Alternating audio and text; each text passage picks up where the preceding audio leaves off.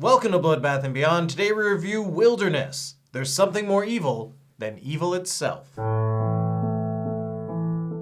Directed by M.J. Bassett, starring Sean Pertwee, Alex Reid, Toby Kebbell, and Stephen White. This movie's about a group of delinquents that are sent to an island after one of their cellmates commits suicide due to their actions. Once they arrive on the island, they realize they're not alone, and now they're forced to fight for survival. This is a recommendation from Twisted Duality over on Patreon, who has done a stellar job recommending films in the past.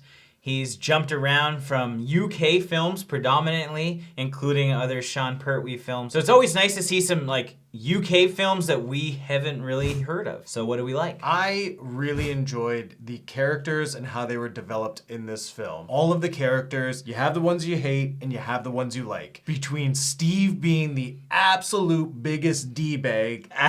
Honestly, he is probably the most unlikable person in any movie I've ever seen. On this island, they're running into traps, they're running into situations that they have to fight to survive. And you just want to see Steve die because in every situation, he just one-ups himself and is that much more of a D-bag to make sure he gets out alive. And it's just this buildup of, oh, I can't wait to see Steve die. What's also interesting is that they're all in this situation because they're all really, really shitty people. And you're like, well, who's less shitty? But there's girls there, man. What's wrong with you? Yeah, girls that are a little too white for me. I don't care about the colour, blood. I just care about the gas, you get me? I don't think you really stand a chance, man. I reckon I'm quite buff. And so you're kind of forced to have a little battle of morality internally. It's very strange, but the characters are built up so well. Because while you don't get to learn their entire past, you know where they are now and you know how things may play out. A good example is Lewis's character. At the beginning, he's Steve's lackey and you hate him just as much as you hate Steve. But then as the story progresses and you see them on the island, you're like, okay, Lewis is just following Steve's order. He's not really a bad guy. At moments, he actually saves people. So you like Lewis, but at the beginning, you hated him. I also like this whole concept. We've seen it many times in other movies. People are forced to figure things out, whether it's to work together or even just temporary tag teams to try and take down one of the bigger baddies. And it's fun to see how the roles play out. And in addition to this, we also have a hunter of some sort. We're not going to give anything away, but there's somebody else here that has a pack of dogs that's shooting people with arrows, setting traps, doing all types of crazy shit that is causing even more of a struggle. And with all these traps, we get some very nice kills. We don't want to spoil anything because we want to show who actually dies, but the payoffs are great. The whole movie has this Lord of the Flies vibe to it too, which helps with the whole nature. I mean, they're all on an island, they have to live together, and they have to figure shit out. But there's this savagery that comes with each of the characters too that makes you not really know if one of the better people is going to snap and do something crazy because no one's been in this situation. And just like Lord of the Flies, people get pushed to their limits and they need to figure things out and they need to show dominance. I just like this whole island kind of movie. Now, what didn't we like? As much as I loved how character-driven this film was, I felt there were a few characters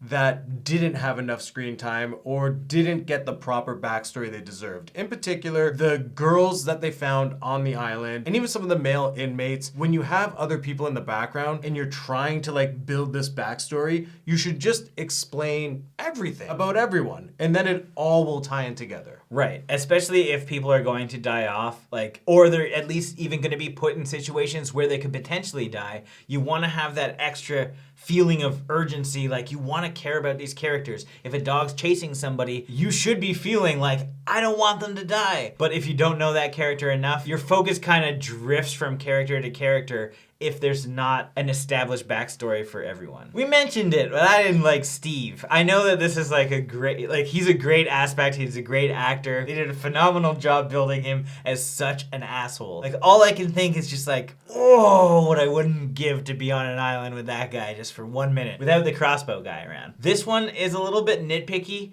but it's something that we say a lot when it comes to movies and shot types and continuity. In one single scene in this film, they started using GoPros. It didn't really make any sense, and they never used it again. And I don't think they should have used it. The scene was great on its own. I don't know how this kind of stuff gets through the editing room. I felt this film could have used a few red herrings. They have a crossbowman, a hunter of some sort, and you're not supposed to know who the hunter is on the island. I think it would have been a better reveal if they just had other people for you to guess. Like, oh, maybe it was someone back in the prison who snuck out of the island, or maybe it was a guard. Anything other than the obvious would have been nice. Is this a thing? Like, do people just get shipped to islands to have camping trips? Like, this concept does come up fairly frequently. We get at least a few movies every decade. So frequently. Every 10 years, there's at least 3 movies like this. But I mean, The Condemned? Same kind of dealio, right? Maybe it's just playing off the idea, like, we just need to send all these bad guys off to an island, kind of like the Alcatraz days. But fuck the walls, just let them live. I like the idea, but man, it does get kind of weird because it's not really a real thing. So there is immediately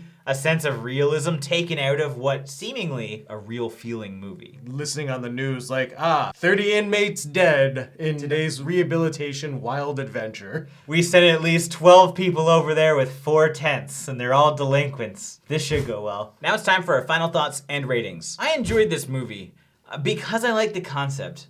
Just throwing a bunch of people on an island and telling them to deal with it is fucking great. Even though it's not realistic, I did appreciate it because you're forced to learn these characters, and seeing those characters change as they're forced into unusual situations and life-threatening situations, you really get to understand the characters even further. The fact that they're all assholes out the gate is always good because you don't really know who is supposed to be the good guy yet until they're put in certain situations and you see how they handle it.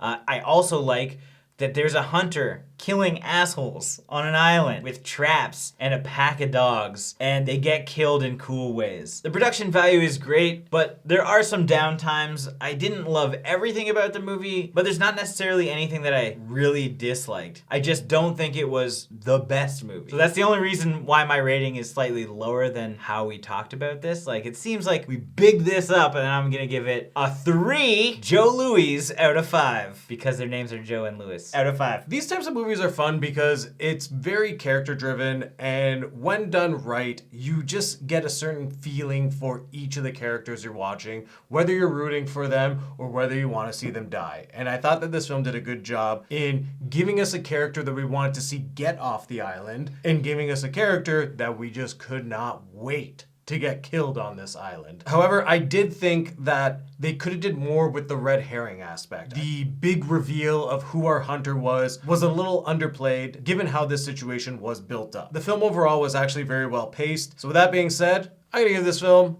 3 rage quits out of 5. As always, thank you for watching. Like this video and comment below with your thoughts on the film if you've seen it. If you haven't and you do want to check it out, links are in the description. And if you want the opportunity to recommend a movie for us to review, check out the Patreon, also linked in the description. And if this is your first time here, make sure you subscribe to the channel, stay updated with everything Bloodbath and beyond.